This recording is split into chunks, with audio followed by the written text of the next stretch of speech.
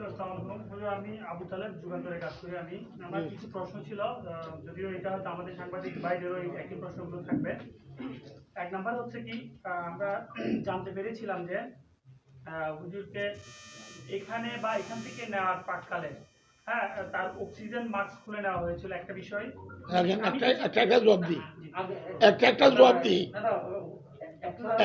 জবাব দিই ওনার অক্সিজেন খোলা হয় নাই। শুনেন, মৌলানা আমাদের কি নাম ফুরকান সাহেব উপস্থিত ছিলেন, ইয়াহিয়া সাহেব উপস্থিত ছিলেন, সোহেব সাহেব ছিলেন, ওমর সাহেব ছিলেন, তিনাদের থেকে সাক্ষী নেন ওনার অক্সিজেন নাক থেকে খোলা হয় নাই।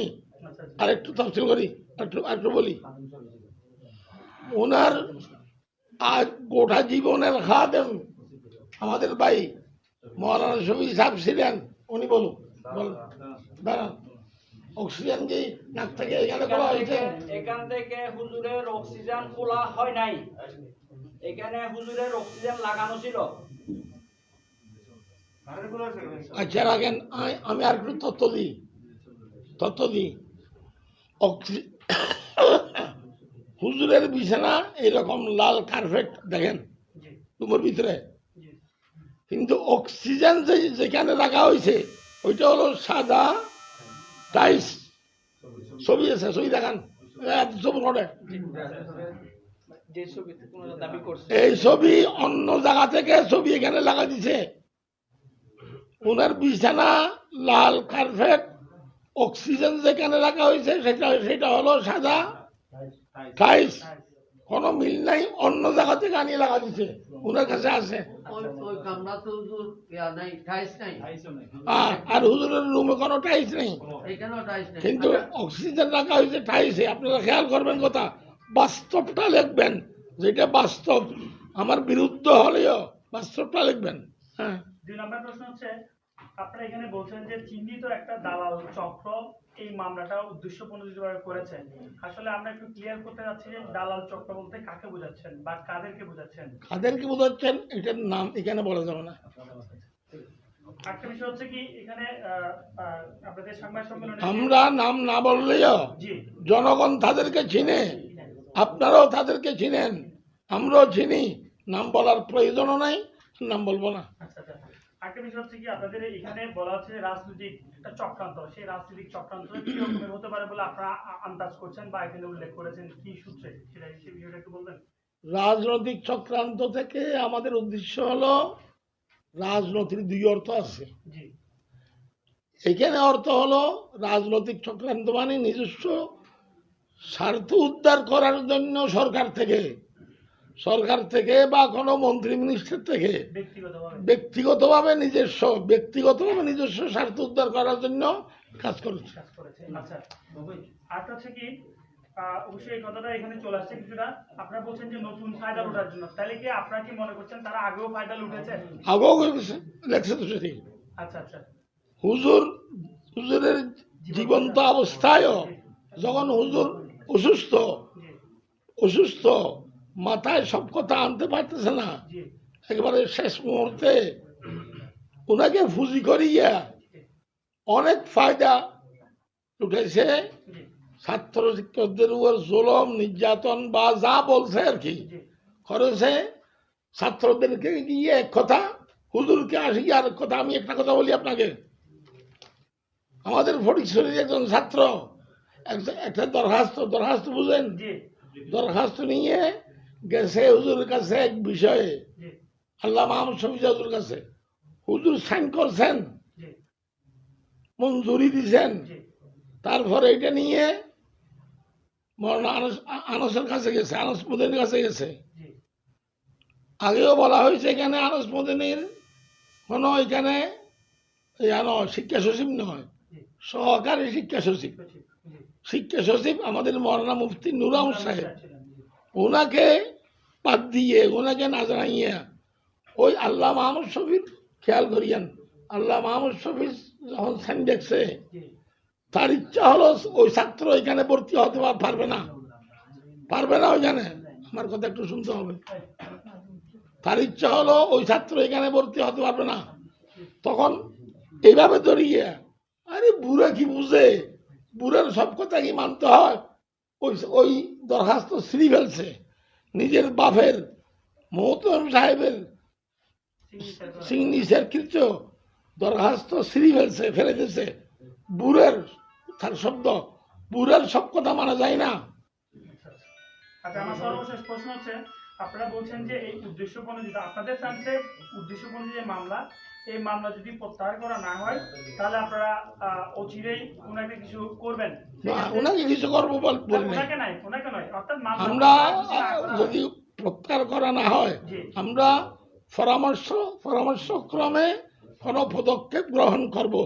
আচ্ছা, আরেকটা এটার সাথে প্রাসঙ্গিক হলো, যেহেতু আপনার হেফাজত ইসলামের নেতৃত্বে আছেন, আপনি নবনির্বাচিত আমি রয়েছেন, তো সেই ক্ষেত্রে আমাদের একটা বিষয় ছিল যে যেহেতু আপনাদের এই কমিটি নিয়ে একটা টানা পূরণ চলছিল, যদিও আপনারা সেটা অস্বীকার করেছেন আমাদের কাছে বিভিন্ন সময়, সেই ক্ষেত্রে আপনাদের যে কমিটি ছিল 151, সেটাকে বর্ধিত করেছেন বলে আমার কাছে একটা তথ্য রয়েছে। তো সেটা কি কারণে বর্ধিত করেছেন, আদৌ সেটা সঠিক কিনা? আমাদের কিছু যোগ্য মানুষ, জি, মানে আমাদের যোগ্য মানুষ, কিন্তু তারা নাম রয়ে গেছে, বাদ পড়েছে। আচ্ছা, আমরা এখানে তো ঘোষণা করা হয়েছে, পরে আরো বাড়ানো হবে, পরে আরো প্রয়োজনে বাড়ানো হবে, সেই হিসেবে আমরা কিছু বাড়াইছি। সর্বশেষ আরেকটা হচ্ছে যে আরেকটা বিষয় হচ্ছে কি, ওই যে আপনাদের যে সাবেক লিডার ছিল, আপনাদের বক্তব্য ছিল তৎসময় তাদের কিছু অপকর্মের কারণে তার কিছু সংখ্যক নেতাকর্মী বাদ করেছে কেন্দ্রীয় কমিটি থেকে, বর্তমানে যে কমিটি হয়েছে সেটা। সেক্ষেত্রে আমার কাছে একটা ইনফরমেশন ছিল, আমি নাম বলবো না, এক এমপির মাধ্যমে আপনাদের সাথে মধ্যস্থতা করে তারা আবার আপনাদের সাথে আসার জন্য একটা বিষয় চলছিল, বা আপনাদের সাথে একটা মিটিং চলছিল, সেটা কতটুকু সঠিক না, হবে? আমাদের সাথে সেরকম কোনো মিটিং হয় নাই, এমনি আমাদের কানে আসছে, তারা আসতে চাইতেছে। আচ্ছা, এটা সত্য হতে পারে, মিথ্য হতে পারে, আচ্ছা, আচ্ছা, এইটা মানে ব্যক্তিগতভাবে কোনো মিটিং হয় নাই। ধন্যবাদ। আলহামদুলিল্লাহ আপনারা আসছেন।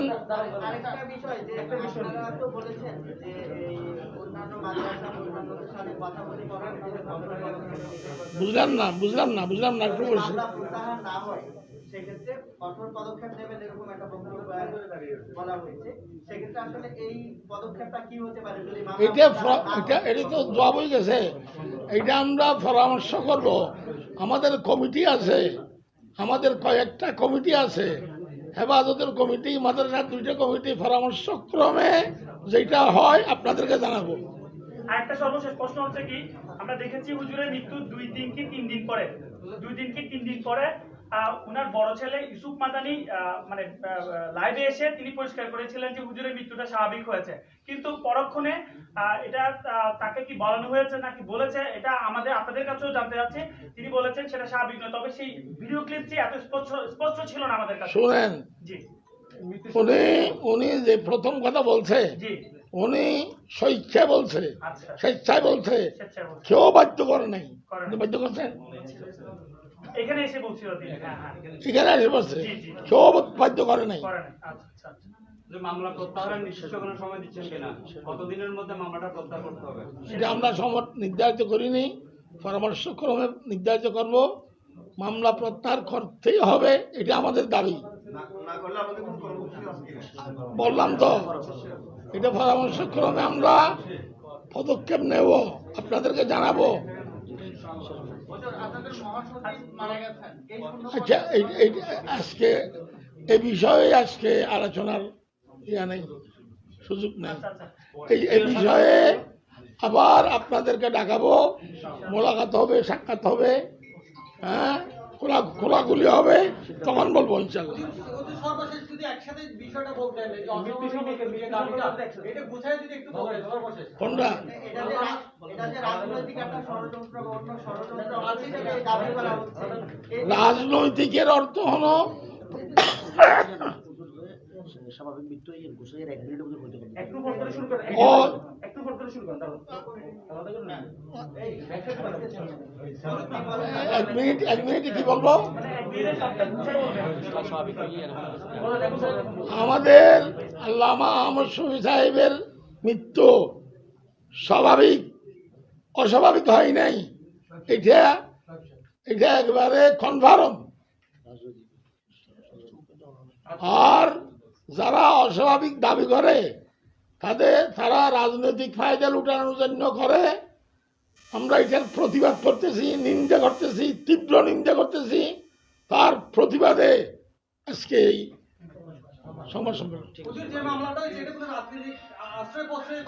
ওটা জবাব হয়ে গেছে, ওটা জবাব হয়ে গেছে। সাংবাদিক বন্ধুগণ, আপনাদের জন্য ওটা জবাব হয়ে গেছে। আপনাদের জন্য একটু সামান্য মেহমানদারির ব্যবস্থা আছে। আপনারা এখানে আসছেন সাংবাদিক হিসাবে নয়, শুধু মেহমান হিসাবেও সময় দিয়েছেন, আর একটু সময় দেবেন। আপনাদের একটু আপ্যায়নের ব্যবস্থা করা হয়েছে। ব্যবস্থা করে আমাদের ছাত্র ভাইয়েরা একটু আমাদের ছাত্র ভাইয়েরা একটু টাকা দিয়ে আপনারা শোনেন, একটু মেহমানদারি করে। এগুলো লাগবেন না।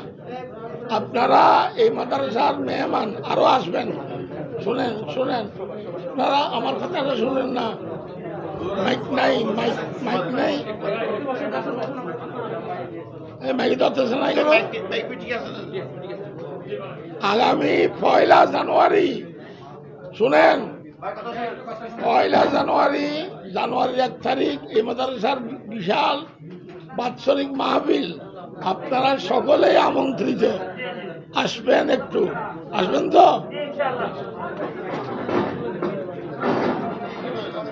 হ্যাঁ, আপনার